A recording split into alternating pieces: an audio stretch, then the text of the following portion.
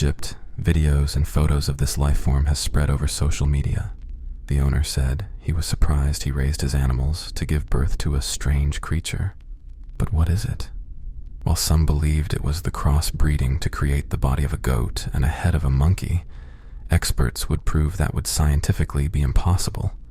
It was simply a baby goat.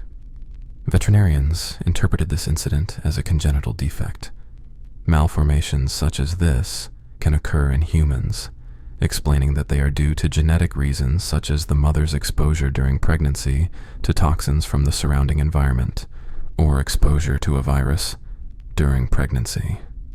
Deformed animals' ability to continue life is often difficult and sometimes impossible. This baby goat would pass away only 2 days after its birth.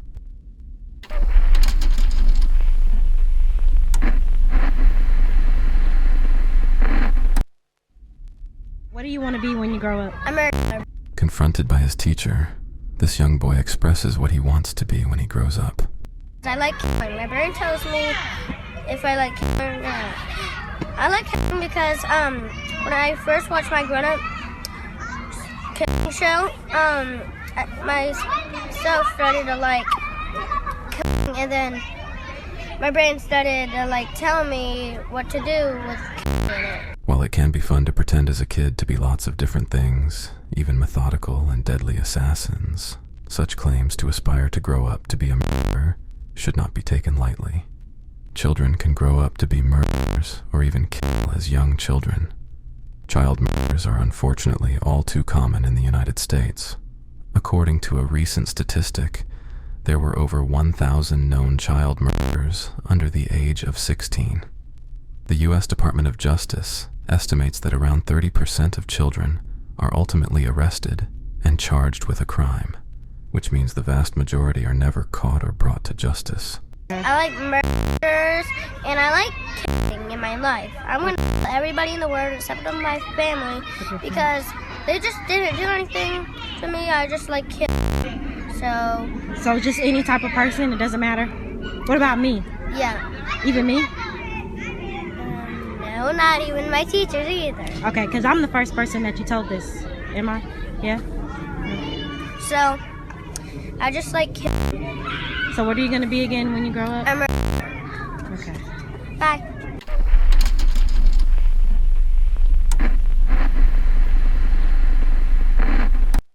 The tongue-eating louse, or Cymathoa exigua, is a parasitic isopod that enters a fish's gills and replaces the fish's tongue with its own body. The parasites first mature into males, then later one would switch at will to become a female. The male attaches to the gill arches beneath and behind the female for mating. The female then attaches to the fish's tongue, severing and draining the blood vessels, causing the tongue to wither and fall off.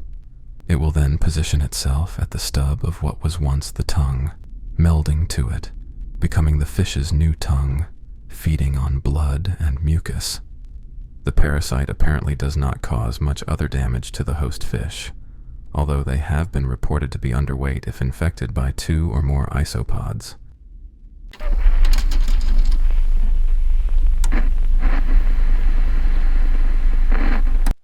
Imagine as you drive through an overpass, you look up to see feet disappear into the bridge. Shockingly, it has become a real trend. As homelessness has become more and more common, especially in big cities, some are making their way to bridges for shelter. People gathering or items being improperly stored under roadways has many worried the situation could eventually lead to a bridge collapse. Investigating one of these bridges shows hoarder-like conditions with boxes, bins, and bags piled up against the walls. One chamber was used as bathroom facilities, another for trash, and a separate one for burning. The rest were constructed into rooms with tents and beds, shelving units to hold pantry items, and closet rods with dozens of clothing items and jackets. Police also found high-value items like bicycles, electronics, and tools. Officers have been on record to say that when it comes to living inside bridges, it's dangerous for them, it's dangerous for the city, and it's dangerous for drivers. We don't want you under a bridge. Not like that.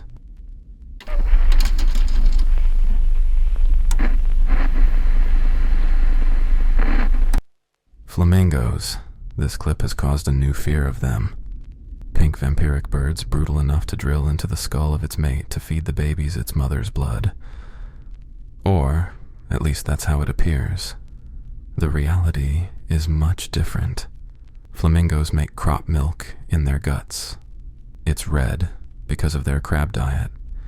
They regurgitate to their young, usually a single parent, directly to the baby one at a time.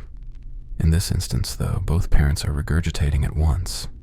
Since both beaks cannot fit into the baby's mouth, the parents create a champagne pyramid-style funnel system to not waste as much milk or flood too much to the baby too quickly.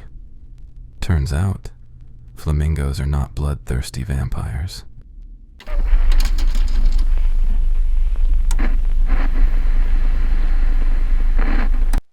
A 22-year-old Chinese man has undergone the process of growing a nose on his forehead. He had gotten into a car accident. Several months after, an infection began to eat away at the cartilage of his nose. It kept getting worse. When he finally sought out medical attention, doctors declared it was too late, and his condition prevented surgeons from fixing it. Ultimately, the only choice he had was to grow a replacement for transplant. The new nose was only there temporarily, until it was ready for surgery. They would first harvest some cartilage between the man's ribs. They then stretched out the skin on his forehead and built that skin and cartilage to resemble a human nose. New capillaries grew and incorporated the nose as part of his face. This wouldn't be the first or last time a procedure like this would be performed.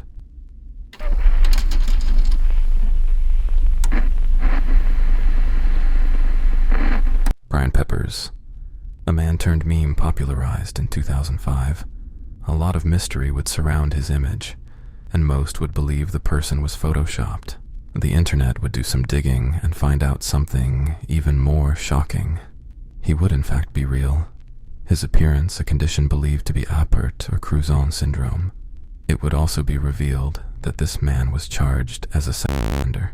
His court docket reported that he was sentenced in 1998 to 30 days in jail, with another 5 years probation, for gross sexual imposition.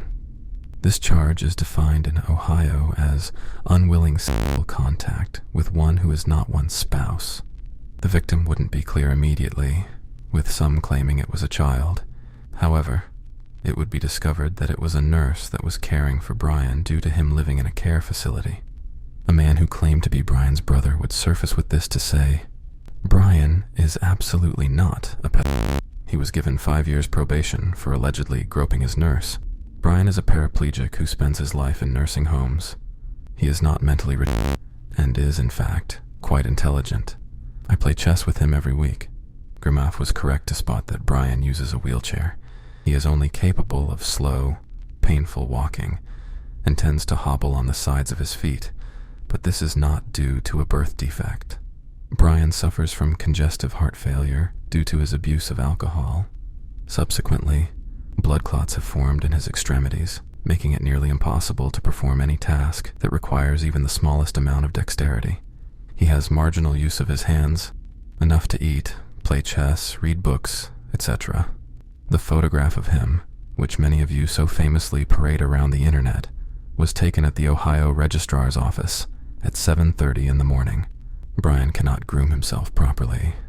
The repetitive motions of combing his hair, brushing his teeth, and shaving are simply too much for him. These are tasks that I must perform for him, and thus we see a man who is disheveled and crude-looking, drawing even further accusations. Brian's appearance has been his downfall. The nurse who filed suit against him was acting out of fear. Brian told me that he was merely trying to get her attention. He grabbed and tore the back of her skirt. She fled and called the police. Brian is lacking in some fundamental social skills, but that comes from a life of being teased and tormented, not from any mental condition.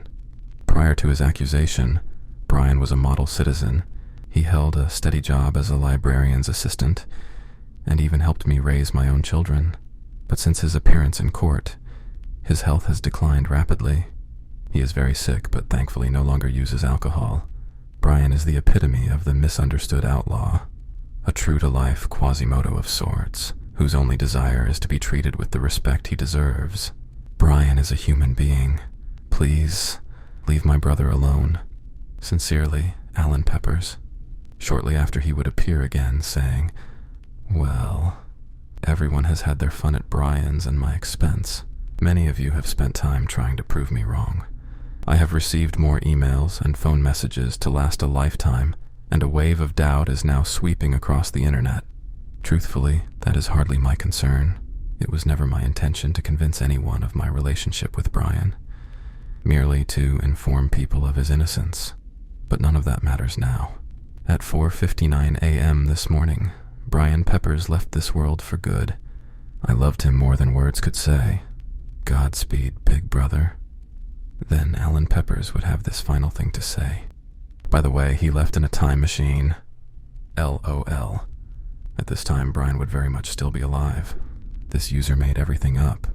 He was not his brother. It wasn't until 2012 that Brian Peppers passed at the age of 43. Over a decade later, his image would still live on, and his life mainly a mystery.